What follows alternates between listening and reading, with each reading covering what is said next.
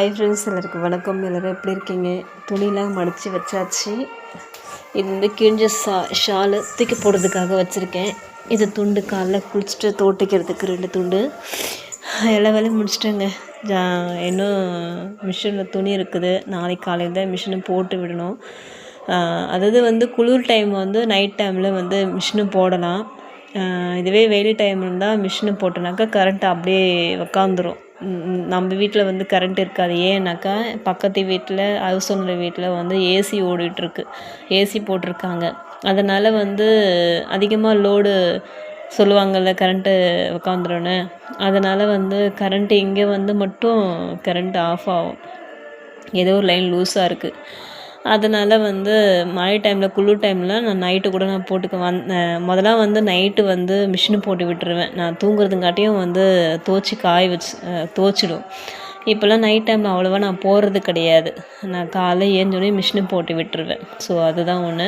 அடுத்தது வந்து பார்த்திங்கன்னா, நாளைக்கு இந்த ரேக்கு வந்து இந்த கபோர்டு வந்து நம்ம கொஞ்சம் க்ளீன் பண்ணணும். அந்தந்த குக்கர்லாம் நிறையா இருக்குது இல்லையா, அதெல்லாம் கரெக்ட் பண்ணி வைக்கணும். அது வந்து ஷாம்பு வர கொஞ்சம் ஊற்றிக்கிச்சு. எதுனாக்கா அந்த கிளிப்பு இருக்குது இல்லையா, துணிக்கு போடுற கிளிப்பு, அது ஃபுல்லாக ஷாம்பு தான். அதை வந்து தண்ணியில் நல்லா கழுவிட்டு அது வந்து ஒரு பாக்ஸில் டப்பாவில் போட்டு வைக்கணும். டப்பாவில் இதை ஏற்கனவே போட்டு தான் வைக்கிறேன். ஆனால் நிறைய இருக்கிறதுனால கீழெலாம் கொட்டி கிடக்குது. அந்த ரேக்கு கொஞ்சம் க்ளீன் பண்ணணும். அப்புறம் மளிகை ஜாமான்லாம் இருக்குது. அது வந்து ஒரு மஞ்சள் கலர், உங்களுக்கு பழைய வீடியோவில் பார்த்தா தெரியும், பச்சை கலரு அது எப்படி சொல்கிறது, வாளிலாம் போட்டு வைப்பேன். இப்போ அந்த வாளி எடுத்து தூக்கி மேலே போட்டுட்டேன். அதிகமாக பிளாஸ்டிக் யூஸ் பண்ணக்கூடாதுன்றதுனால அதை எடுத்து நான் வந்து மேலே போட்டுட்டேன். எல்லாத்துலேயும் வந்து மளிகை ஜாமான் தான் இருக்குது. அந்த டப்பாவில் இருக்குது, இன்னொரு மேலே இருக்கிற டப்பாவில் இருக்குது. அந்த வெள்ளை வாளியில் வந்து பார்த்திங்கன்னா, அது வெள்ளை வாளிலாம் வந்து என் கம்பெனியில் நான் கடையிலேருந்து எடுத்துகிட்டு வந்த குடோன்லேருந்து. அது வந்து க்ரீம் வருங்க, ஃப்ரெஷ் க்ரீம் பண்ணுறது, கேக்கு, பிளாக் பஸ்டர் கேக்கு எல்லாமே வரும். அந்த க்ரீம் வரும், அப்புறம் ஜாம் வரும்.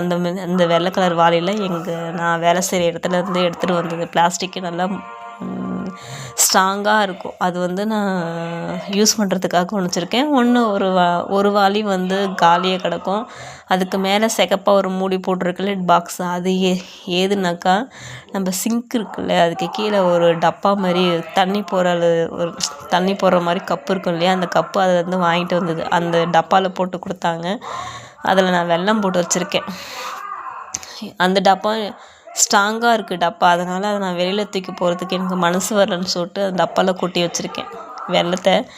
அந்த கவரில் இருந்தாக்கா அது வீணாக போயிடுது. சரி, டப்பா வேஸ்ட்டாக தானே கிடக்குது, அதனால் வந்து வெல்லத்தை கொட்டி